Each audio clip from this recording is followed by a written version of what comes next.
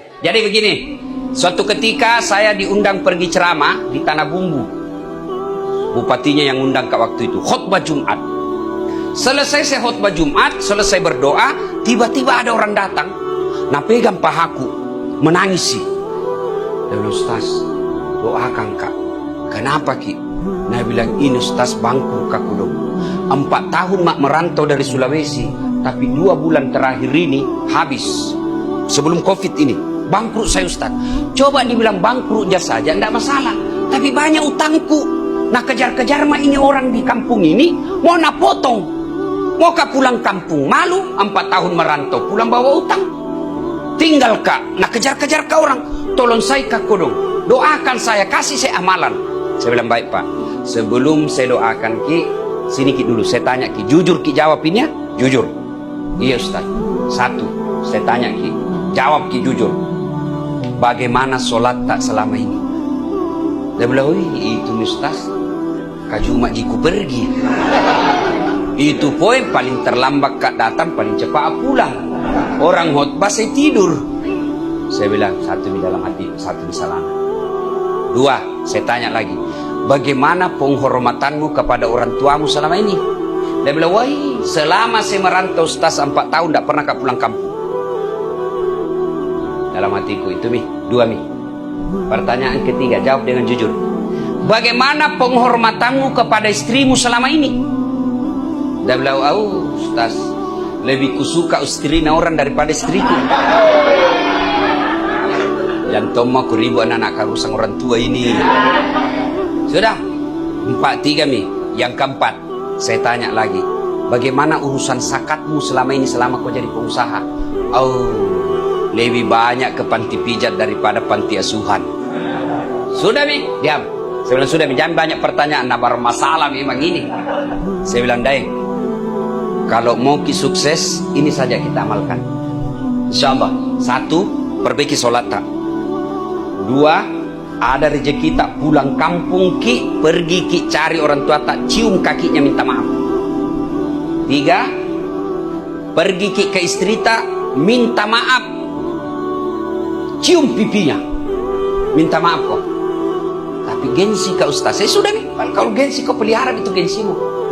Yang keempat, kalau ada masih sisa rezekimu, masih ada rezekimu yang tertinggal, aset-asetmu jual, bayarkan zakatmu yang pernah kau lupakan. 2 bulan saya kasih kau waktu, kalau tidak berubah kau punya hidup, telepon kak katai kak Ustaz Das pembohong. Itu saya bilang, karena banyak orang curhat, saya kasih saja itu pak, terapinya itu. Berlalulah Jumat khutbah kak belum ada. Tiba-tiba Jumat kedua setelah saya ketemu, bunyi teleponku selesai kak sholat Jumat. Ustaz, masih kita ingat kak. Dalam hatiku, siapa hari ini merasa ku ingat? Banyak nih orang telepon nggak? Tuh, itu Ustaz yang di Tanah Bumbu kak. Yang itu hari, ku ingat nih. Maka nih daeng, karena orang Bugis. Kenapa maki? Nah bilang, alhamdulillah Ustaz, lunas utangku. Dalam hatiku dia cepatnya nih, baru 2 minggu. Hebatnya ini, padahal saya kasih waktu 2 bulan. Alhamdulillah Ustaz, itu utang-utangku sudah dikulunasi.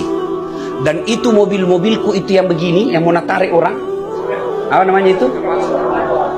Eskapator atau bulldozer? Eskapator. Ini pernah kak bayangkan enak itu kalau pergi ki kuliah pakai mobil begini di, kalau macet ki didorong mami mobilnya rem minggir sedikit. Kau tahu itu Ustaz Dasat yang mana? Ada itu yang pakai eskapator pin mengajar. Ya? Dan alhamdulillah Ustaz, mobil-mobilku sudah kubebaskan semua yang nasita orang. Lalu dia bilang lagi, alhamdulillah Ustaz, ini minggu depan Sabtu, dia bilang waktu itu saya ingat sekali, dia bilang Sabtu depan Ustaz mau kak ke Surabaya beli lagi mobil begitu. Beberapa saat kemudian ya dia telepon kak lagi, Ustaz mau kak lagi nih beli kapal penangkap ikan yang besar. Baru beberapa saat lagi dia telepon kak lagi, Ustaz saya mau ke Berau beli kebun sawit. Saya makin penasaran, hebatnya ini kok cepat. Saya tanyalah, Memang setelah ketemu Ki bagaimana kan? Dia bilang, alhamdulillah Ustaz, setelah kita ketemu, sholatku bukan cuma 5 waktu. Saya usahakan bangun sholat tahajud. Tidak sampai itu 10 hari. Tidak sampai 2 bulan. Baru 2 minggu dia lakukan. Apalagi setelah ketemu Ki itu Ustaz, saya pulang kampung, saya ketemu ibuku. Dan sekarang setiap ada untungku, pasti ibuku dulu saya kasih. Kalau ada rezekiku. Dan sudah juga minta maaf sama istriku. Setelah ku cium pipinya, ku peluk. Ku sayangi sampai sekarang Ustaz. Dan alhamdulillah setiap ada penghasilanku, selalu saya masukkan 2,5% dulu, baru saya masukkan ke bank syariah. Alhamdulillah. Ini kisah nyata bos. Teh sinetron. Una sinetron yang di apapun itu yang ku percaya.